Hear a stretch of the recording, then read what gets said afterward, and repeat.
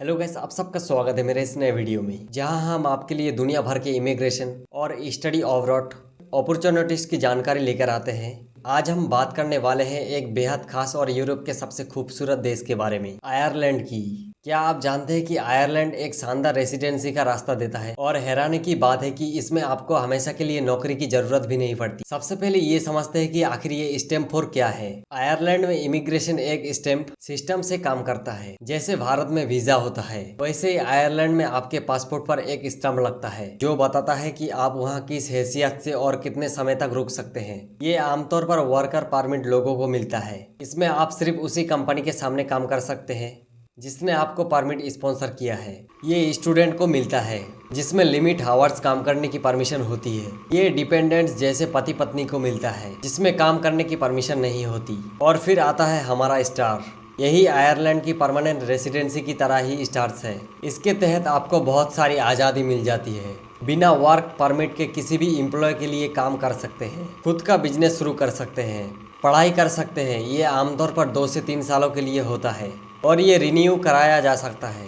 अब सवाल ये है कि स्टैम्प 4 पाने का क्या रास्ता है। इसके कई रास्ते हैं, लेकिन सबसे पॉपुलर और भरोसेमंद रास्ता है क्रिटिकल स्किल एम्प्लॉयमेंट परमिट के जरिए। यही वो 900 शब्द वाली लिस्ट है जिसका जिक्र हमने टाइटल में किया था। दरअसल आयरलैंड की सरकार ने एक लिस्ट बनाया है जिसमें ऐसी नौकरी, उनकी पद, डॉक्यूमेंट्स है। उनकी आयरलैंड में बहुत ज़्यादा डिमांड है और स्पाइल कम है। आप समझते हैं स्टेप बाय स्टेप प्रोसेस क्या है। पहला, जॉब ऑफर। सबसे पहले आपको आयरलैंड की कंपनी से उसी पद पर नौकरी का ऑफर लेटर मिलना चाहिए जो क्रिटिकल स्किल लिस्ट में है।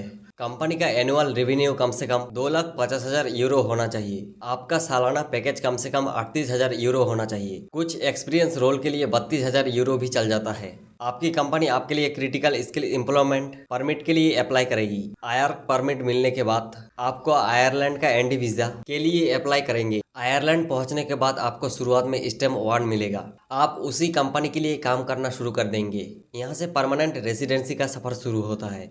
21 मंथ रूट। आपको एनुअल सैलरी 64,000 यूरो या उससे ज़्यादा है तो सिर्फ 21 महीने स्टैम्प 1 पर काम करके आप सीधे स्टैम्प 4 के लिए अप्लाई कर सकते हैं। अगर आपकी सैलरी 32,000 यूरो से 64,000 यूरो के बीच है, जो ज़्यादातर केसेस में होता है, तो आपको 2 साल स्टैम्प 1 पर काम करना होगा। उसके बाद आप स्टैम्प 4 के लिए एलिजिबल हो जाएंगे। यानी कुल मिलाकर 2 साल एक कंपनी में काम करने के बाद आपको आज़ादी मिल जाती है कि आप आयरलैंड में किसी भी कंपनी के लिए काम कर सकते हैं बिना किसी नया वर्क परमिट के। यही इसका सबसे बड़ा फायदा है। स्टैम्प 4 के लिए क्या क्या फायदे हैं।